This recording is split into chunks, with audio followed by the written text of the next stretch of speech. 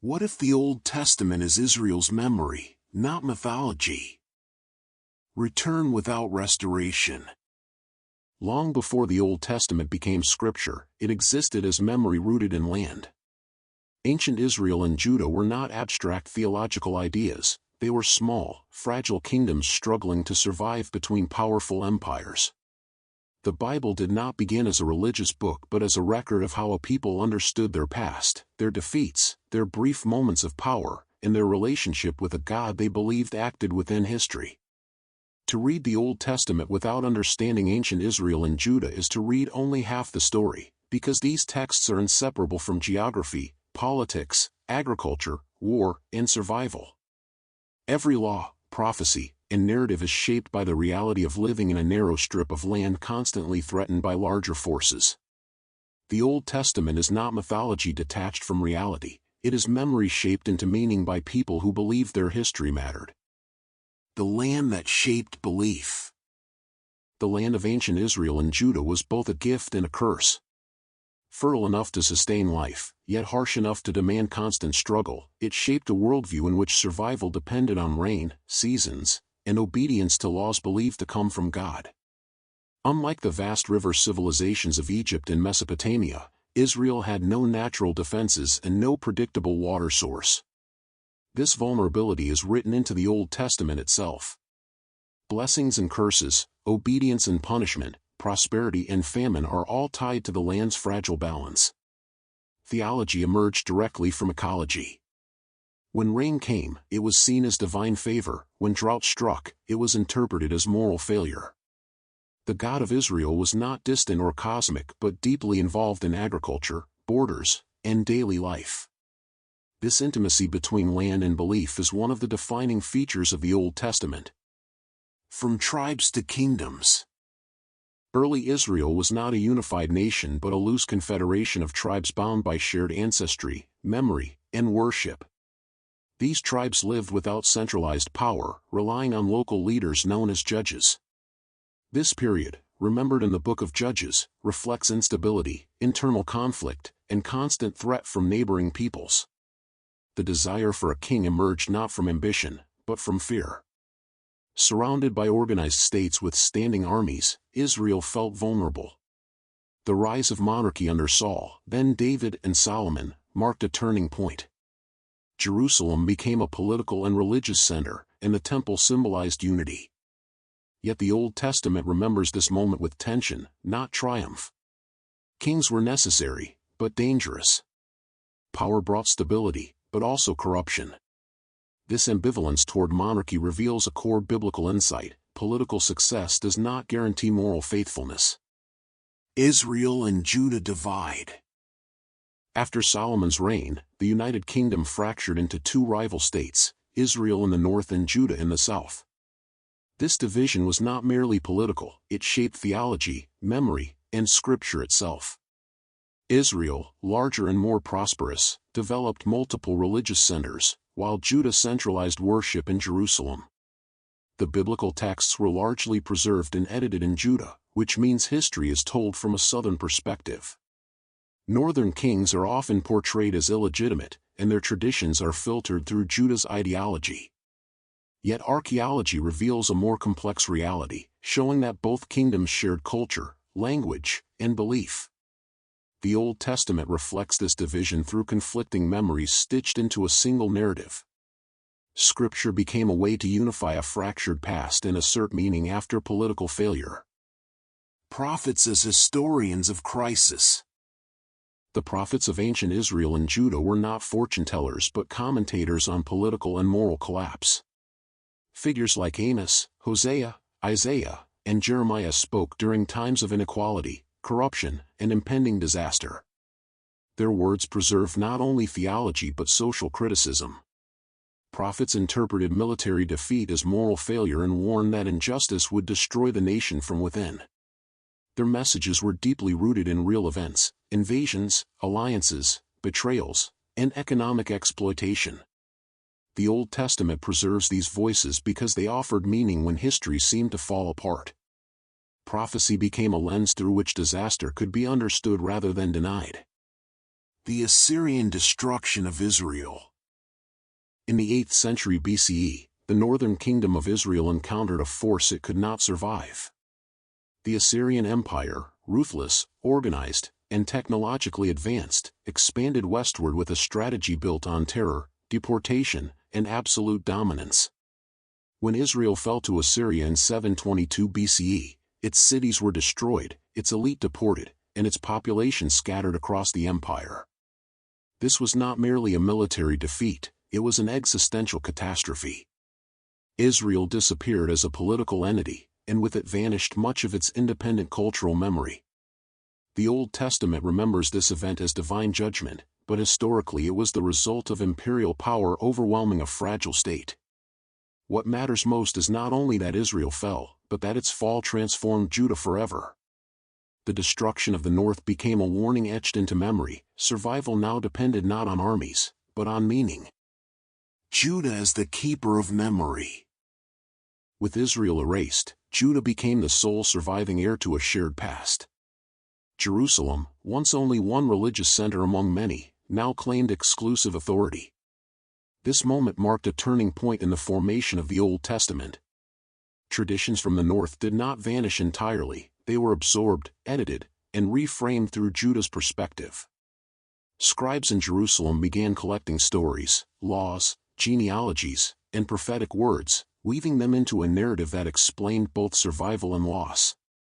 Judah interpreted Israel's destruction as a moral lesson, reinforcing the belief that faithfulness to God ensured survival, while disobedience led to annihilation. This was not neutral history writing, it was identity construction. Scripture became a tool to make sense of catastrophe and to prevent repetition. Judah did not merely inherit Israel's past, it reshaped it into theology. Reform, centralization, and control. Judah's survival encouraged religious centralization, culminating in reforms traditionally associated with King Josiah in the late 7th century BCE. Worship was restricted to Jerusalem, local shrines were dismantled, and a unified legal and theological framework was imposed. These reforms were remembered in the Old Testament as a return to true faith, but historically they also served political stability and control. Centralized worship strengthened royal authority and unified the population under a single identity. Texts emphasizing covenant, law, and exclusive loyalty to one God gained prominence. The Old Testament preserves these reforms as spiritual renewal, yet beneath them lies a pragmatic response to imperial threat. Unity was no longer optional, it was necessary for survival. Babylon, the second catastrophe. If Assyria erased Israel, Babylon shattered Judah's illusion of immunity. In 586 BCE, Jerusalem fell, the temple was destroyed, and the elite were deported to Babylon. This event stands at the emotional and theological center of the Old Testament. Everything that had defined identity, land, king, temple, was gone. The question was no longer why Israel fell, but why Judah, supposedly faithful, suffered the same fate. The exile forced a radical transformation in belief. God was no longer tied to a building or a capital, God traveled with the people. Scripture became portable faith. Many of the Old Testament's most profound reflections on suffering, justice, and hope were shaped in exile, written by people who had lost everything except memory. Exile is the birthplace of Scripture. In Babylon, the people of Judah did something unprecedented, they wrote their identity into text. Without a temple, sacrifices ceased, but study, prayer, and law intensified. Scribes compiled ancestral traditions, edited histories, and preserved prophetic voices. Exile transformed the Old Testament from national literature into sacred scripture. The question shifted from how to rule a land to how to remain faithful without one. This shift explains why the Old Testament emphasizes law, memory, and teaching. The Bible as we know it owes its existence not to triumph, but to displacement. Exile forced reflection, organization, and preservation, turning loss into legacy. Return without restoration. When Persia conquered Babylon, some Judeans were allowed to return home. The temple was rebuilt, but the world had changed. Judah was no longer a kingdom, it was a province. Political independence never fully returned, and memory now outweighed power. The Old Testament reflects this tension: hope without illusion, faith without empire. The return solidified Scripture rather than restoring sovereignty.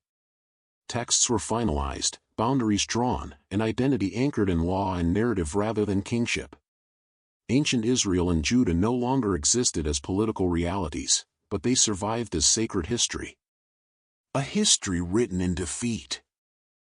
One of the most striking features of the Old Testament is that it does not celebrate victory. Unlike imperial chronicles that glorify conquest, ancient Israel and Judah preserved a story dominated by failure, loss, and collapse. Kings fail, prophets are ignored, cities fall, and the people are repeatedly exiled. This is not accidental. The Old Testament was shaped by communities who had already lost political power and understood that survival depended on memory rather than dominance. Defeat became theology. History was not rewritten to appear glorious, it was preserved to remain meaningful. This honesty is what gives the Old Testament its enduring authority.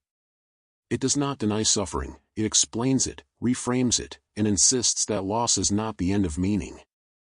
Why this story survived? Ancient Israel and Judah did not survive because they were strong, wealthy, or technologically superior. They survived because they wrote. While empires engraved victories in stone, Israel engraved memory in text. The Old Testament preserved not only events, but interpretations, arguments, doubts, and hopes. This depth allowed the tradition to adapt without disappearing. When land was lost, law replaced geography. When kings vanished, covenant replaced dynasty. When temples fell, words replaced walls. This flexibility ensured survival across centuries of displacement. The Old Testament became a living system rather than a frozen artifact, capable of being carried, studied, and reinterpreted wherever the people went. From ancient kingdoms to sacred text. By the time the Old Testament reached its final form, ancient Israel and Judah no longer existed as political entities. What remained was a carefully preserved narrative that transformed historical experience into sacred memory. The Bible did not erase the kingdoms, it preserved them in words. Every law reflects a social struggle, every prophecy echoes a political crisis, and every narrative carries the imprint of real human lives. The Old Testament is therefore not detached from history, it is saturated with it. Understanding ancient Israel and Judah allows us to read the text not as myth alone, but as the intellectual and spiritual legacy of a people who refused to disappear. Why ancient Israel still matters. The story of ancient Israel and Judah continues to matter because it addresses questions that remain unresolved in every age: how to survive loss, how to maintain identity under pressure, and how to believe that history has purpose even when it seems unjust. The Old Testament does not offer easy answers, but it offers endurance. It teaches that faith can coexist with doubt, that memory can resist erasure, and that meaning can emerge from catastrophe. These ideas did not arise in abstraction, they were forged in specific places, under specific threats, by real communities struggling to survive. Final reflection. Ancient Israel and Judah were small kingdoms with limited power, yet their legacy reshaped global history. Most of the Old Testament is not the story of triumph, but the story of endurance through collapse. It was written by people who lost their land but preserved their voice, who lost their kingdom but saved their memory, and who transformed history into meaning. The Old Testament stands as proof that survival does not always belong to the strongest, but to those who remember, record, and reflect. To understand the Bible is to understand ancient Israel and Judah, not as mythic abstractions, but as real societies whose struggles became sacred text. Their world is gone, but their words remain, carrying the weight of history into the present.